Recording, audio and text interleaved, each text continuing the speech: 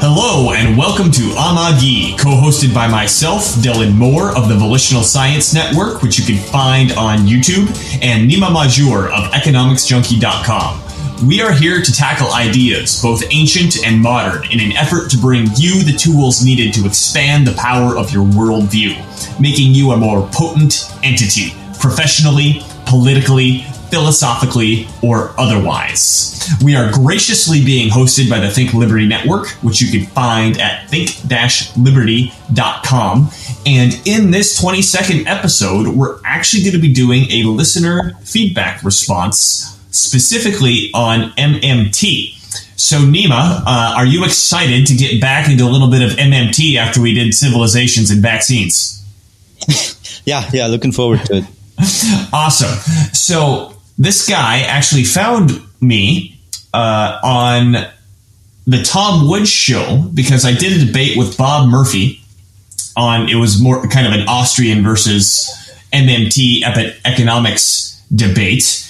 And he had several, we'll call them comments and criticisms. Bob Murphy, of course, Mr. We don't need any evidence for our hypotheses. Yes. Let's what's the word I want? Plug that video. The most recent interview with Stefan Molyneux and Bob Murphy. Bob Murphy literally says Austrian economists typically don't like/reject empirical evidence when it comes to their economics. So if that doesn't tell you it's pseudoscience, I don't know what does. So I got several comments and criticisms, and we're going to go through them and use them as a basis for discussion on economics and modern money theory. And so, and it was very cordial. He was very nice. He's been listening to my stuff and Nima stuff and, the stuff that we've been doing together. And he writes me a message. He says, I haven't seen all your videos yet, but the ones I've seen, I've enjoyed. No, actually, no. This is the end of it. Excuse me. He starts, I recently discovered your Volitional Science Network channel. That's my other channel. And enjoy your content as I have come from an Austrian background and recently had my worldview flipped upside down by MMT. That makes two of us, dude. That said, or I think three of us. Nima, you were Austrian at one point, weren't you? Yeah. Okay, that makes three of us. That said, I think you miss a few things, and I realize many of the episodes are nearly a year old, so your positions may have changed on some things since then. That might be true. Let's take a look at it. So the first point out of the 7 points he writes me is that Ayn Rand was not wrong about money. She was just starting from a different premise from MMT. Austrian economists were not wrong either. They were under a different paradigm. Now, to give a little background on this, there was a video that I did, and I think possibly a couple, where I was referring to Ayn Rand's book, Atlas Shrugged, where near the end of it, the main character, what the hell was her name? Dagny Taggart, something like that. In order to emphasize the philosophic difference between free exchange and forcing someone to do something, aka government, the way the government works, she used her lipstick to draw a U with an S over it, which is actually the dollar sign. I mean, if you look at the dollar sign, it's missing the little part on the bottom, the curve, but it more or less is a S over a U. And that was the emphasizing point that Ayn Rand put in the story, that the dollar, aka money, represents people's ability to freely exchange with each other, therefore freedom and individualism, in contrast to the government, which can only force and use violence to get people to do stuff. And I said, this is fundamentally wrong. Ayn Rand was fundamentally wrong about this because the dollar and money in general, in essence, is a creation of the state. And the fact that we're able to freely exchange things with it and create a market out of it is a secondary effect. So he's telling me that Ayn Rand was not wrong about money in response to this. She was using different premises. Just as Austrian economists are not wrong either, they're using different premises. No, they're under different paradigm, is what he's saying. Oh, they're under a different paradigm, excuse me. Which I think from now on, whenever someone proves me wrong, I'll just say, no, dude, I'm under a different paradigm. I'm not wrong. But anyway, I also wanted to point out that there's another section in Ayn Rand's Atlas Shrugged where, oh my God, it's been a while since I've read it, but there's this rich Argentinian rich kid who inherited some copper mines or something. D'Anconia is his name, I believe. Francisco D'Anconia. And he actually has a moment where he holds a pretty lengthy speech and holds up a gold coin and talks about how gold is the only true money. So that's another error. There's another section in that book where they specifically talk about the monetary policy and the Austrian version of it and the gold standard. I don't know if you remember that part. I don't remember that part, but I do remember a part where when she made it into Galts Gulch, and she saw how they were paying each other and noticed that they were paying each other with gold coins. Oh, yeah. And she pointed it out, and the guy, its name started with the M, I think it was the big banker who ran away to Galts Gulch, said, yes, we only pay people with things of objective value. Right. Which is, again, this error that gold represents the objective value of money.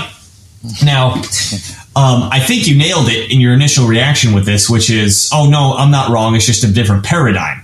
What if the paradigm is wrong, right? That's the point. That's a different way of saying the same thing, where the paradigm here is the barter theory of money, right? Exactly. This all comes down to whether or not this is the barter theory of money or the credit/state theory of money. And the paradigm that Ayn Rand and the Austrian economics are coming from is that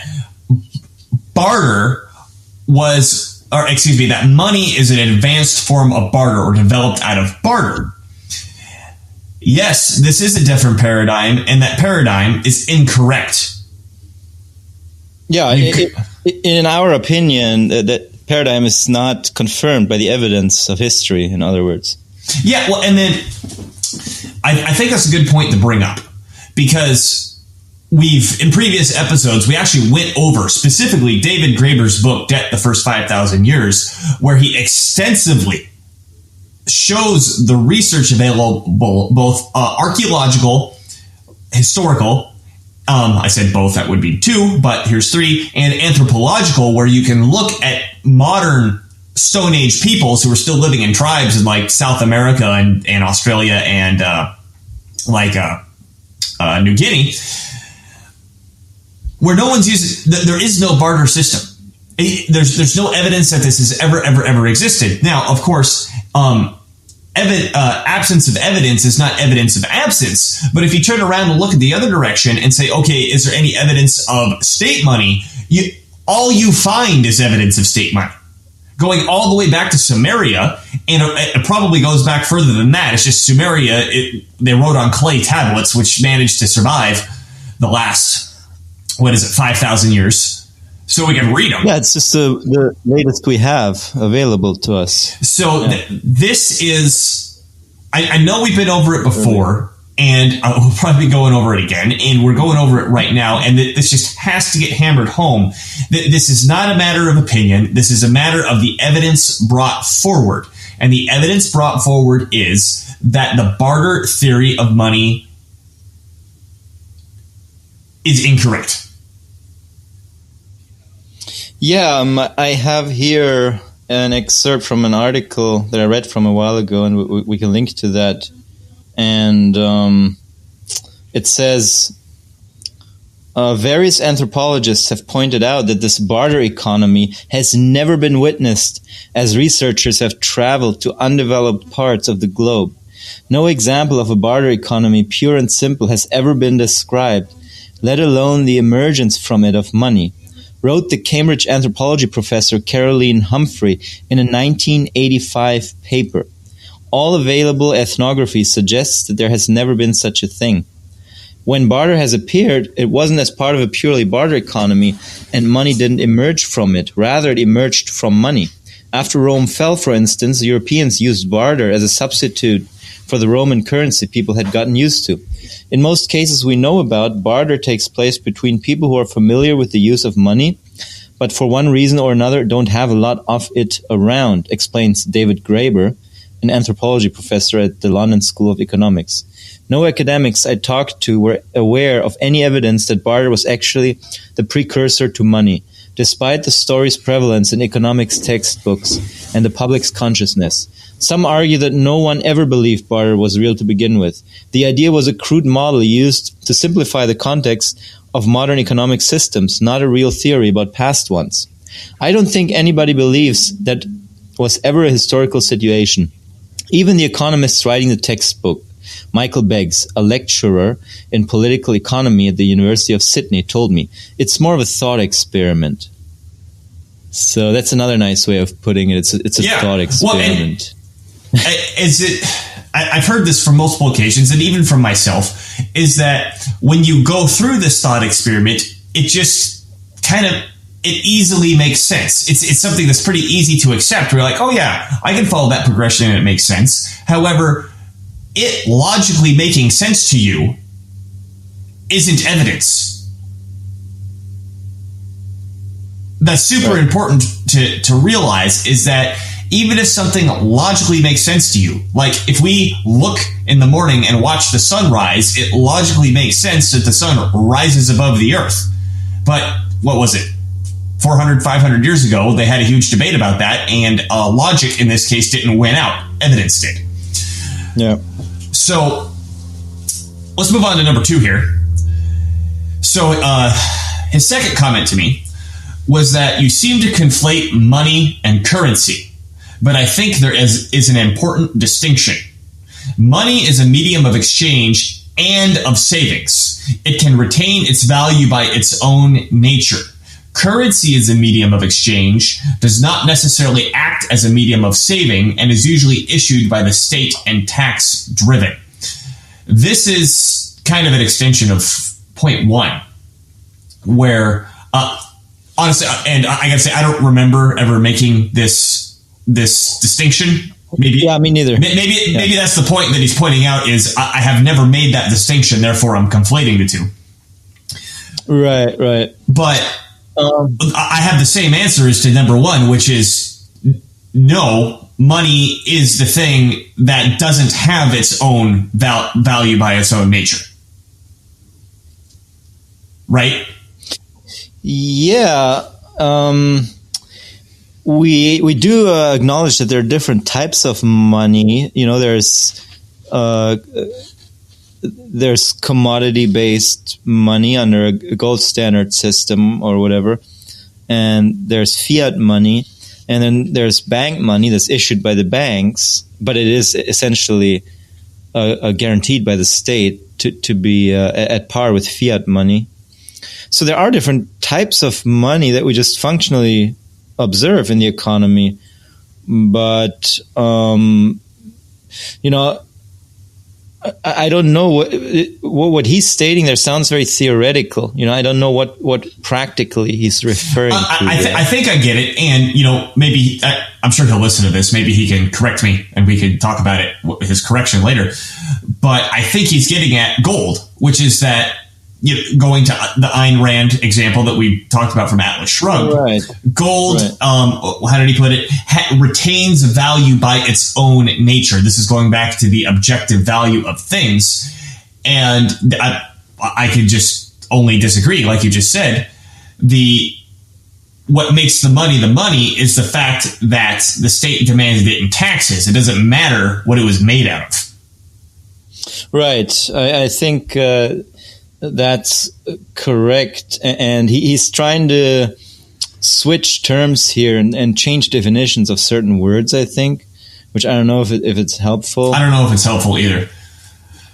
Yeah. Let's move on to number 3, because we're getting into inflation, and that's always fun. Yeah. He says inflation can happen before full. Oh, sorry to interrupt. Regarding point 2, I also just want to point out that even in times when gold was a more widely used medium of exchange, it was never really a universal medium of exchange, by the way. But in times when it was actually used to settle certain debts and payments, it was also a tax token. You could redeem. You could repay your tax liability in it, and the value of gold coins with the government emblem on it, or with Caesar's head on it, or whatever, circulated above the value of just the gold material inside it. So it's not necessarily that the gold kind of money that a lot of the Austrians envisage had value of on its own. It was more like, it was also a tax token, just stamped onto a different material, basically. Exactly. So going on to number 3, he says, inflation can happen before full employment. Go back to Hazlitt's econ in one lesson. Employment is not the true economic goal. Production is. While I agree a job guarantee would be much better than our current system of stimulus and welfare, it's not necessarily true that more employment would cause productivity to rise as well. I think it was Bill Mitchell, who is also an MMT guy, who said on the topic of the job guarantee program, it doesn't matter what jobs we pay them to do. They could just dig holes and then refill them every day. Insanity. And if the system is structured in a way that drains currency from the functional economy, but when it's spent, it goes to the military Congress industrial complex military Congress industrial complex first, or it pulls it in, say, asset markets, you get systemic inequality, market distortions, and bubbles, which leads me to, and then he goes on to number 4, we'll address that in a second. Maybe in the past, I have said, oversimplified, that inflation doesn't occur until we've reached full employment.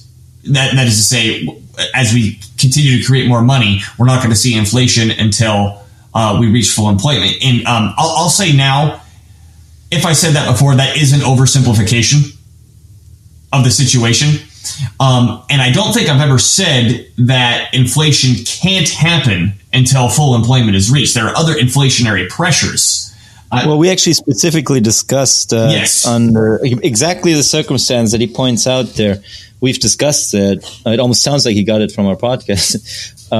That if the money is spent on very specialized work where you hire very scarce resources, such as engineers, such as, for example, the military-industrial complex, and also if the goods are used to destroy things and not add to the productive capacity, then certainly you're going to see inflation before full employment. Yeah, I agree with him here. I agree with him here where he disagrees with Bill Mitchell, where he says it doesn't matter what jobs we pay them to do; they could just dig holes and refill them every day. Yeah, that's ridiculous. Well, I mean, to Bill Mitchell's point, if the state imposes a certain level of taxation, I get where you're going.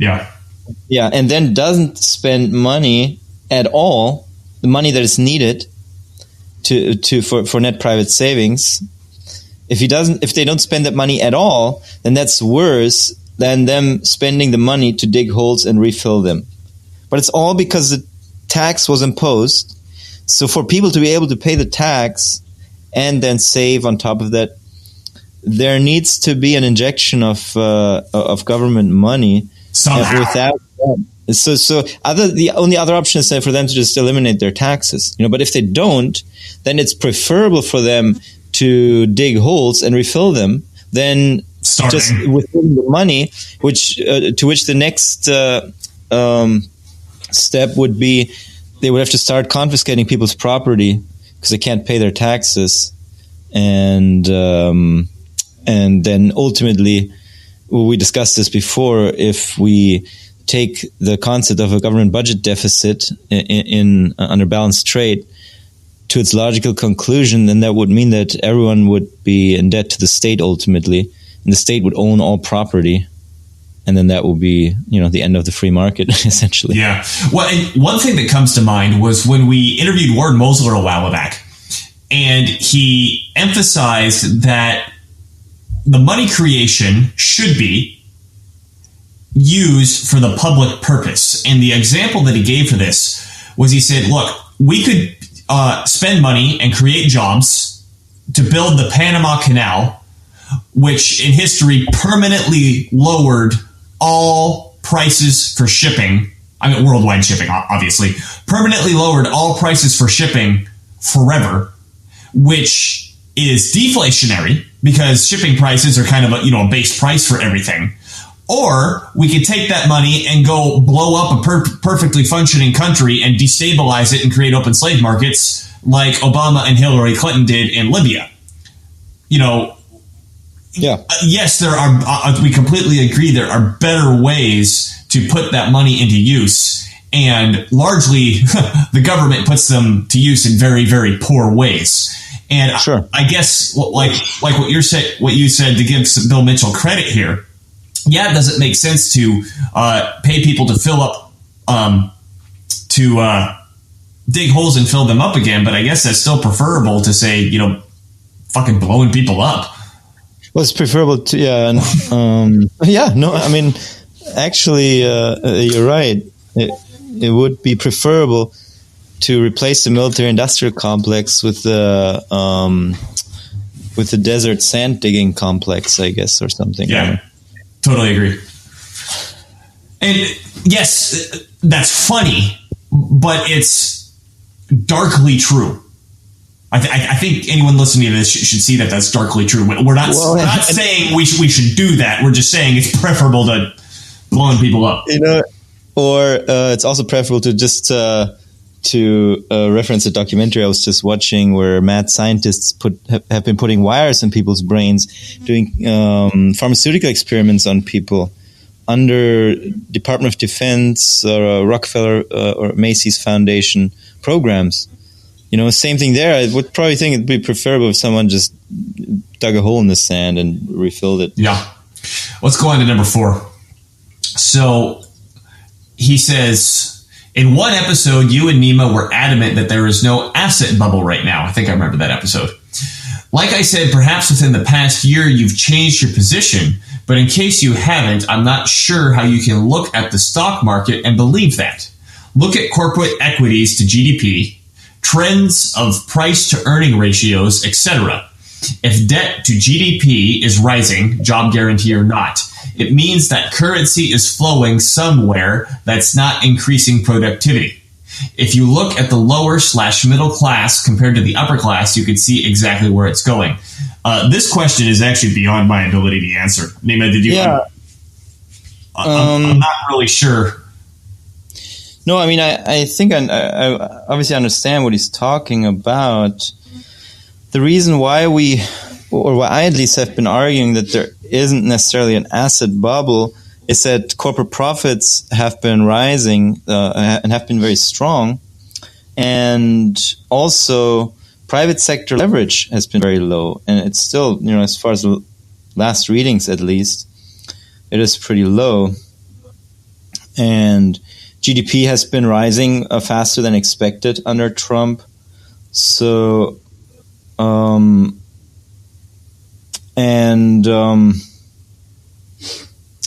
so for those reasons, I don't necessarily argue that there's an asset bubble. Interest rates have been going up, so that has been sort of suppressing, and going up faster than expected. Yeah, so that's been suppressing the stock market a little bit. That's been maybe suppressing the stock market a little bit, just because when you price assets, the interest rate is in the denominator when you do your calculations. So if the interest rate goes up, then your stock market or your stocks become worth less, just by mathematical necessity or identity. But corporate profits have been solid. I was just going to pull up some charts here that I usually track because I haven't looked at them in a while. But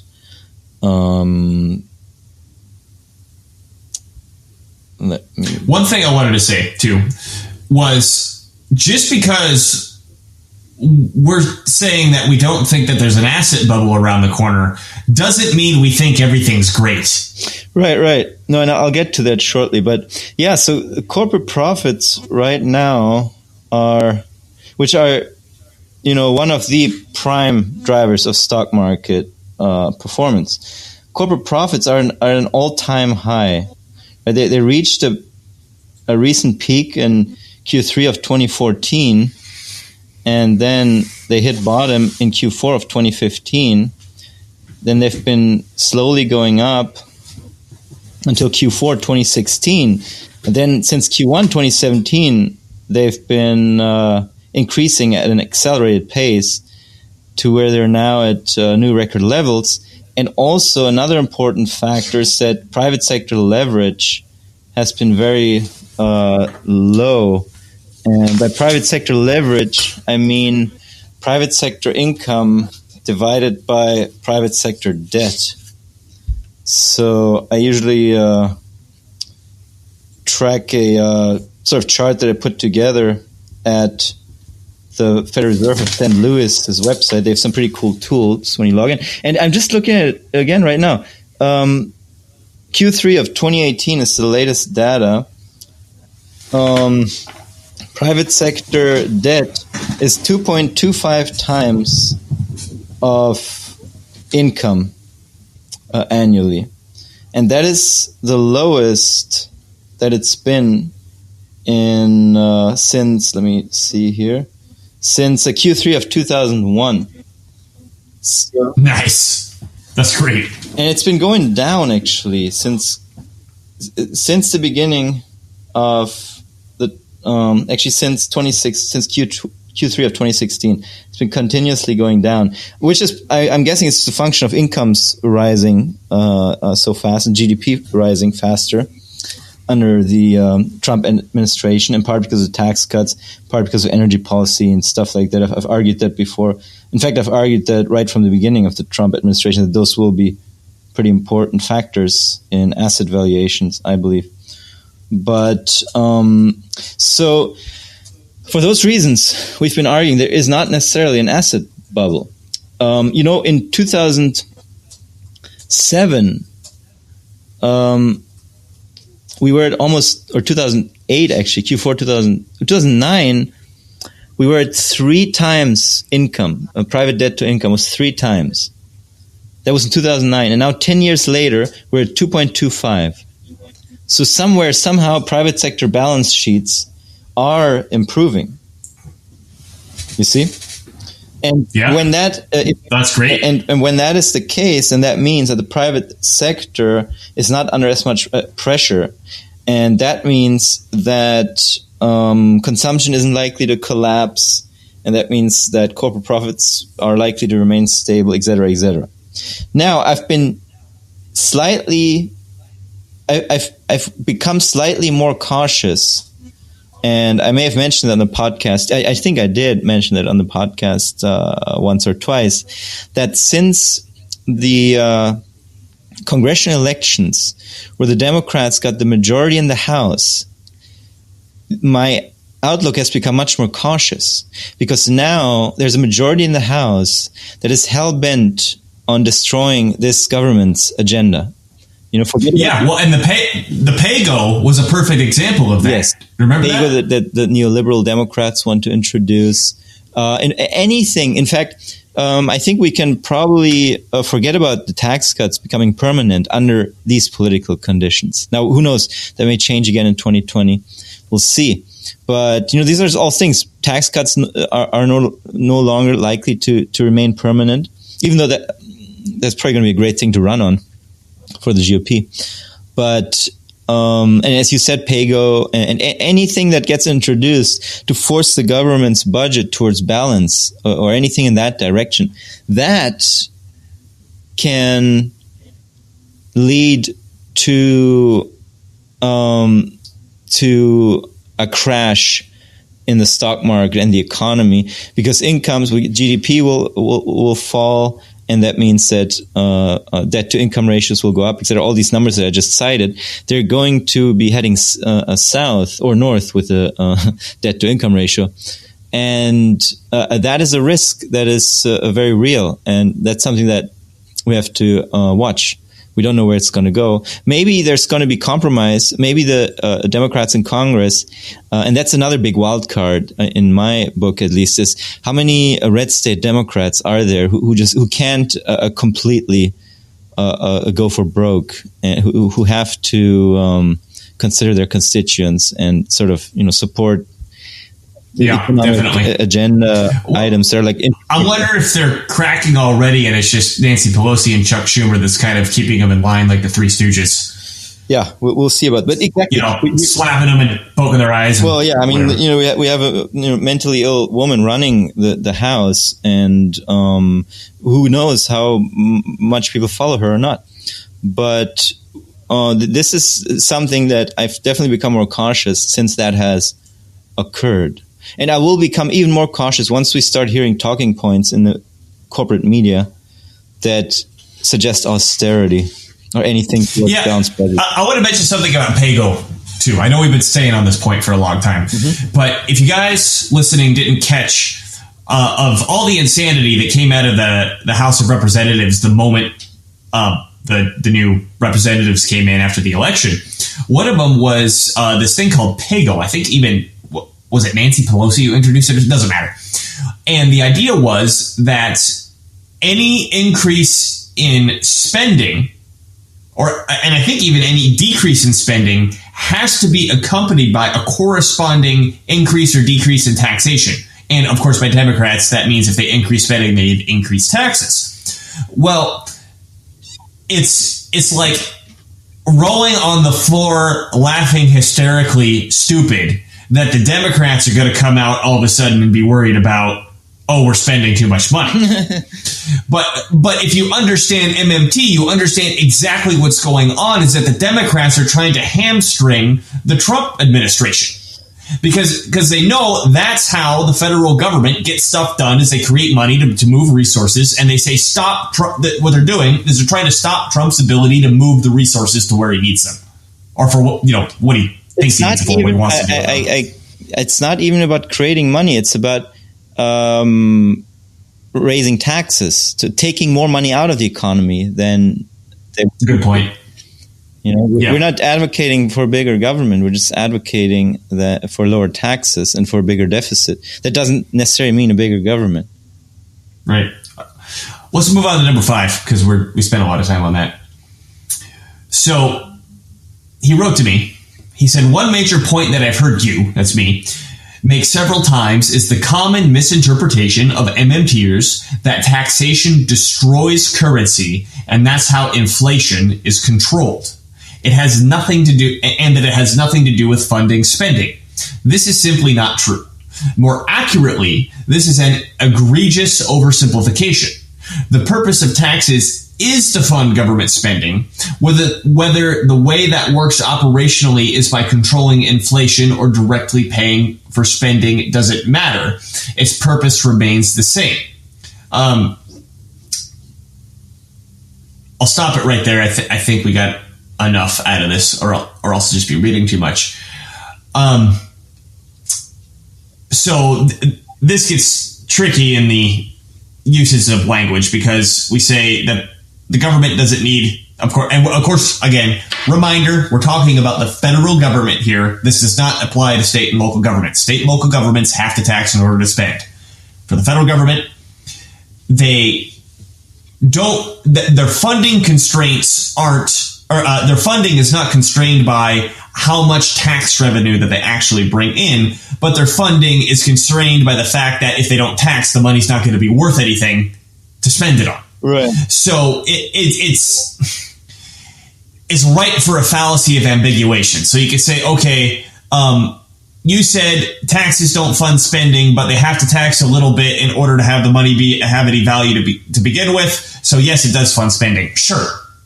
But you got my fucking point to begin with, which is that they're not the government is not financially constrained. It's not like it can't type enough zeros into their computers in order to buy things because they didn't bring in enough zeros from tax revenues. Yeah, and the purpose is not to fund. If we want to get nitpicky about the terms here, the purpose of taxation by a sovereign money issuer is not to fund government spending. It is to give the money value that the sovereign government introduces. That's different from funding. Funding means that you need to raise money to spend it on things, like in the private sector when you're an investor. And we're just pointing out that it's fundamentally different with a sovereign government. Let me keep reading because I want to talk about, because he criticized me for using the term destroying currency. Even Mr. Mosler, that's Warren Mosler, has acknowledged in his language in the 7 Deadly Innocent Frauds, which is the book he wrote, is clunky and misleading, and he either has or will clarify in future editions that not all taxes are destroyed.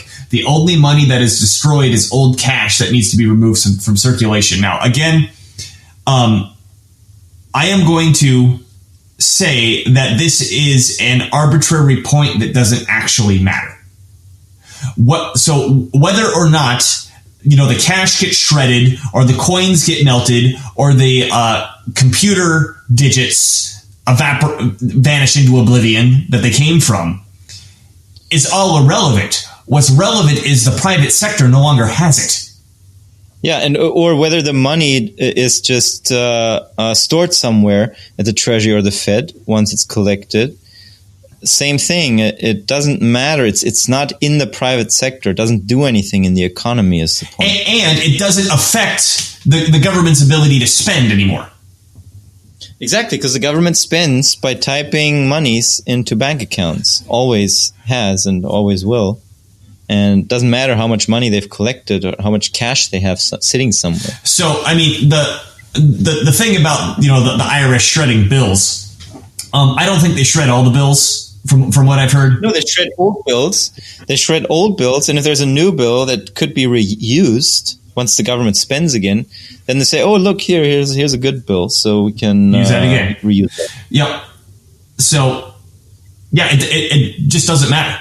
If I have the ability, and I want to put this in kind of personal terms, if I have the ability to create money out of snapping my fingers in the air and hand it to you, and then I tax some of it back from you, and instead of ripping it up, I put some in a pile next to me, the effect that has on my ability to snap my fingers or pay you from out of the pile, A, doesn't affect my ability to have as much money as I want, and B, doesn't matter to you, because all that matters to you is you don't have it anymore.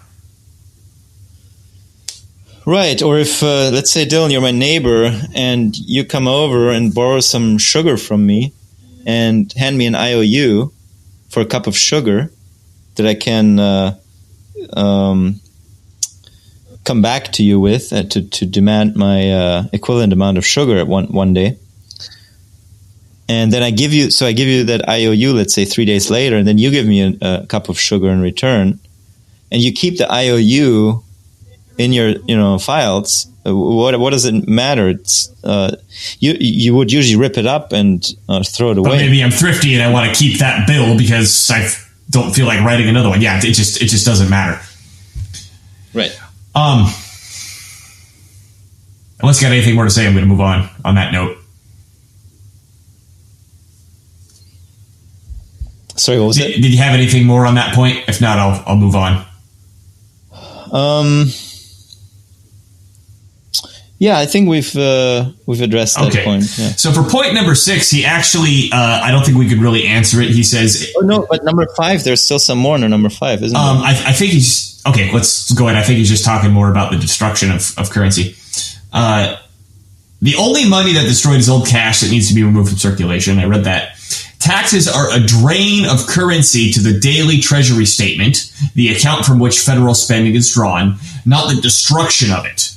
All debts, household debt, are liabilities, but not all liabilities, treasury bonds, are debt.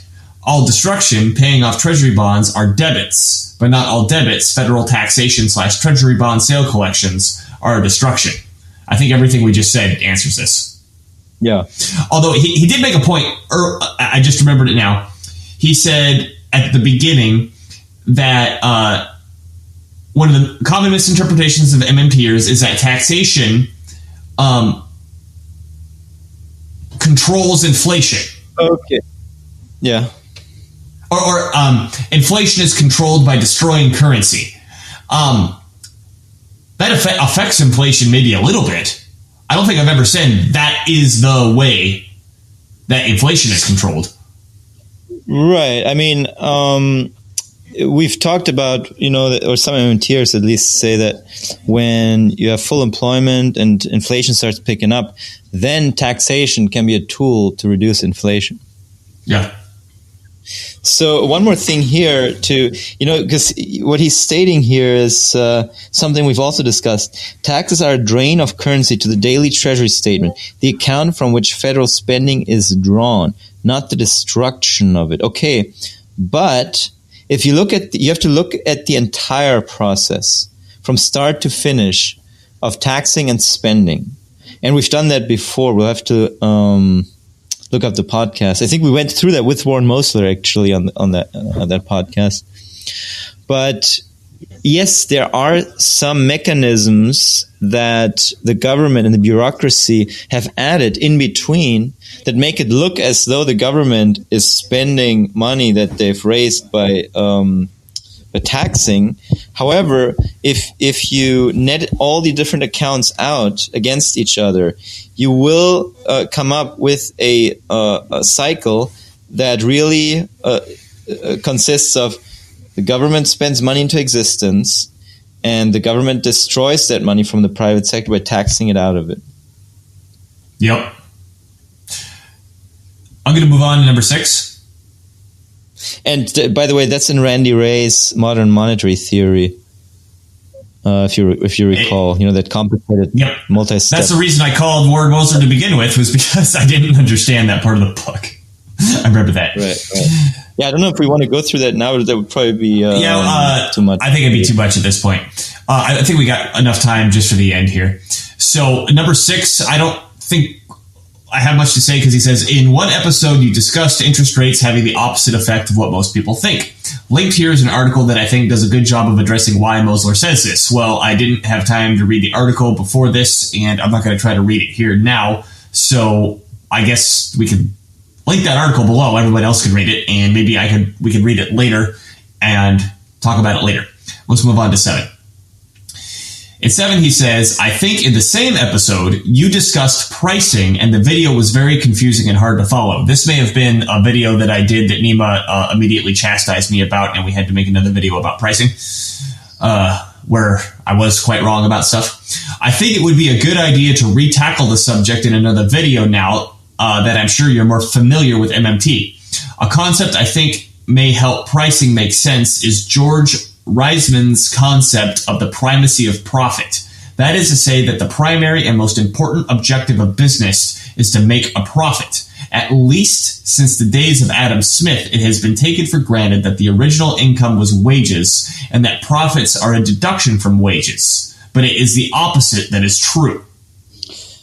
Yeah, I mean, just real quick on pricing, and I think that's probably an interesting book that he's recommending there, because prices really are set by business people, and prices are set such that a surplus is generated, and such that a surplus accrues to the owners of the business. And if you want to look at it totally from a macroeconomic perspective, the business sets prices such that they are above the wages, so that the workers in that sector can't consume all the goods produced in that sector, which leaves a surplus that can be consumed by the owners of the business, or if we look at an aggregate, the owners of all businesses. And then going further than that, even there, without investment spending, it would actually not be possible to have an aggregate profit, because people who are employed in the investment sector are paid, yet they don't churn out any consumer goods that are available for purchase. So the people who get paid in the investment sector buy up part of the surplus that is generated by the consumer goods sector. But it all comes back to, prices are the businessman's attempt or the business owner's attempt to generate a surplus. I don't know which confusing video he's talking about there or whatever, but yeah, that's I think I know which one. And in that video, I think I was confusing and I was incorrect. So yeah, but that's just a real quick primer on prices. Excellent. So he finishes this out and he says, I haven't seen all your videos yet, but the ones I have seen I've enjoyed. So keep making great content. Excellent. And always check and recheck your premises. I would say that right back to you, dude. As I'm sure you know, it's easy to get wrapped up in MMT, which has been hijacked by progressives as a vehicle to push their agenda. It's up to liberty-minded people like us to keep MMT pure, I'm not sure what that means, rather than an excuse to have unlimited spending in the name of the public good, looking at Stephanie Kelton.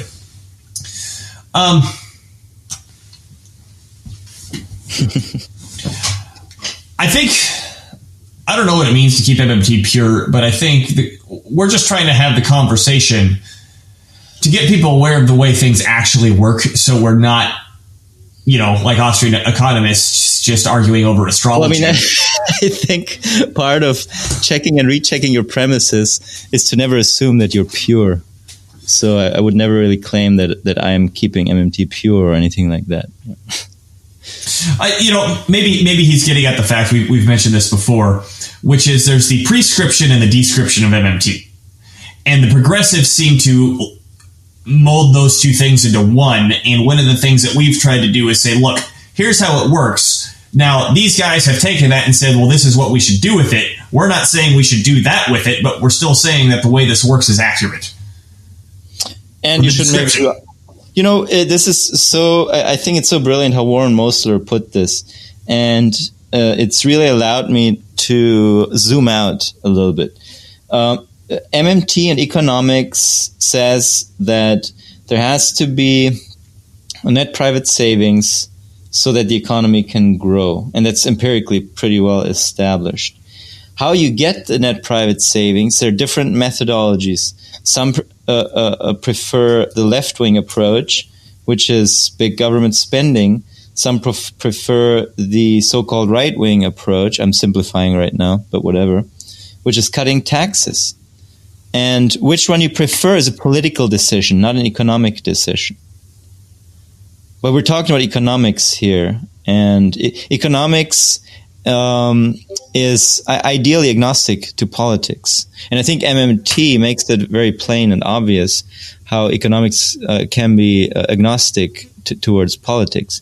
There are different political methods to attain the goal that must be attained, which is private sector needs to have net private savings. And then there's also, of course, export surpluses. So some economies just go for, okay, we got to crank out export goods. But it's obviously not sustainable, and it's not something that can work everywhere, because if there's an exporter, then there must be a net importer somewhere else. Right. So with that, that's the end of the questions. And by the way, this guy's name was Jared, and I want to say thank you, Jared, for A, listening, and B,